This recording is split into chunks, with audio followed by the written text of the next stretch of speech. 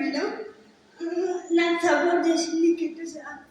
నేను ఇందులో అన్ని ప్రొడక్ట్ యూజ్ చేశాను. నేను ఇప్పుడు గోల్డ్ డైరెక్ట్గా ఉన్నాను.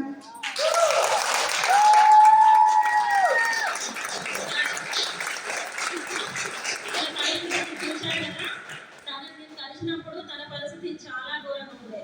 సో తనకు తినలేదు, మాట్లాడలేదు, తన పనులు ఏవి కూడా చేసుకోలేదు. వాళ్ళ అమ్మ ఉంటేనే తన బతుకు. అట్లా ఉండే పరిస్థితుల్లో నేను ఆమెను కలిశాను సార్. అట్లా ఉండే పరిస్థితి నుంచి మన దాంట్లో ప్రొడక్ట్ వాడుకుంటూ ఇప్పుడు తనకు నడుస్తుంది. బయటికి ఫీల్డ్ వర్క్ వచ్చినప్పుడు నాతో వచ్చినప్పుడు తింటుంది. సో ఈ చిన్న చిన్న మీటింగ్లు కూడా అటెండ్ అవుతుంది.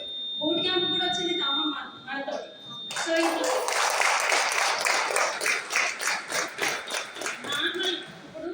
తనే చేసుకొని వెస్టేజ్లో ఆరోగ్యం మంచిగా చేసుకొని సక్సెస్ తీసుకొని మంత్లీ 11,000 రూపాయలు తీసుకుంటాను.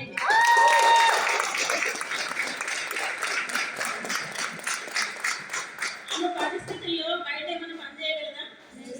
ఏమన్నా ఆమెకి ఎవరైనా జీతం ఇస్తారా? తన పని తను కూడా చేసుకోలేదు కదా. సో వెస్టేజ్ ఒక జీవితాన్ని ఇచ్చిందా లేదా? తను చాలా గ్రేట్గా బతుకుతుంది ఊర్లో జల్లు ఎగరేసుకొని మరి. అలాగే ఇప్పుడు జోన్లో కారు పెంచేది ఎవరికో కాదు, ఈమెకే.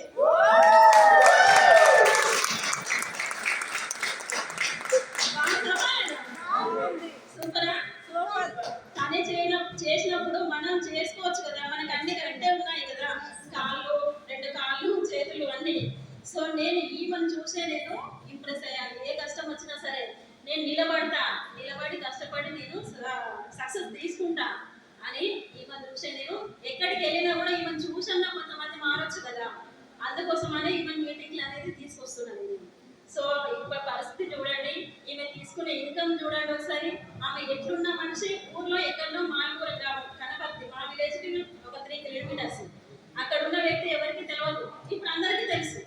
ఎందుకంటే వాట్సాప్లో వెళ్తుంది కదా, గ్రూపులలో అనుష మేడం అంటే అందరికీ తెలుస్తుంది. సో ఇంత గొప్ప పేరు మనకు వెస్టేజ్ తప్ప ఇక్కడ ఉందా?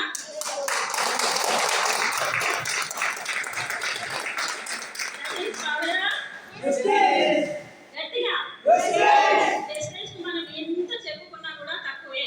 వెస్టేజ్ చాలా రుణపడి ఉంటాము. ఎంతో మంది జీవితాలు బాగు చేస్తుంది, కొంతమంది జీవితాలు నిలబడుతుంది. సో నేను ఫీల్డ్ వర్క్ పెద్ద మీటింగ్లు అయితే చేయలేదు, ఫీల్డ్ వర్క్ అయితే చాలా చేసేది. ఎండలో వెళ్ళినప్పుడు నేను సిటీలో ఉండేదాన్ని కాబట్టి మాతో పాటుగా వచ్చేది అమ్మాయి. సో ఇప్పుడు నేనున్న పరిస్థితి, తనున్న పరిస్థితి అట్లా కూడా తట్టుకునేదాన్ని. ఎండలో వెళ్ళినప్పుడు చర్మం అంతా మాడిపోయేది, చలికి వెళ్ళేది. మనకు శీతాకాలం నాట్ల టైంలో ఏం చేసి రైతులు ఉంటే ఏదో ఉన్నప్పుడే మనం వెళ్ళేది. పొద్దున 6 గంటలకు లేచిపోయేది. అట్లా టీం తయారు చేసుకున్నా సార్. ఒక్కటి కాదు, ప్రతి ఒక్క ఊర్లో తెలవాలని లేదు. మెయిన్గా పోయేది, జనాలు ఎక్కడ తిరుగుతారో అక్కడనే మీటింగ్ పెట్టేది. ఎక్కడ? మెయిన్ బస్ స్టాండ్లో వాళ్ళు ఎవరు తెలవాల్సిన అవసరం లేదు. జర్నీలో నా పక్క కూర్చున్న వాళ్ళకు మాట్లాడితే అయిపోతుంది అది. సో అట్లా నాకు వెస్టేజ్ బయటికి వెళ్తే వెస్టేజ్ గురించి మాట్లాడడం ఇంకోటి అవసరం లేదు. అట్లా నాకు హైదరాబాద్లో చుట్టాలు కాదు, పక్కాలు కాదు, నాకు తెలిసిన వాళ్ళు కాదు. బస్ జర్నీలో కలిసిన హైదరాబాద్లో టీం అయింది, కర్నూలు దగ్గర టీం అయింది. సో ఇప్పుడు నేను ఎత్తుకొని వెళ్ళాలా, మనం వెళ్ళిన చోటే కలుస్తున్నాం, అవునా కదా? సో ప్రతి ఒక్కరు అభివృద్ధి కోసం ఎదగడండి, వెళ్ళండి, బయలుదేరండి. అడుగు బయట పెట్టడం అంటే అవుతుంది, కంపల్సరీ అవుతుంది. సో ఈ ధైర్యంతో ఇంకొకటి ఏంటంటే నేర్చుకోవాలి.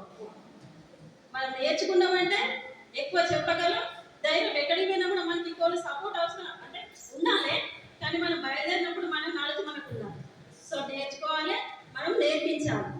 ఊరికి ఒక లీడర్ నిలబెట్టిన మాది మధ్యలో ఉన్నది, చుట్టుపక్కల కనపర్తి, వినవంట, చల్లూరు, రావడం మొత్తం ఊరికొక లీడర్ని నిలబెట్టి వాళ్ళే చూసుకుంటారు.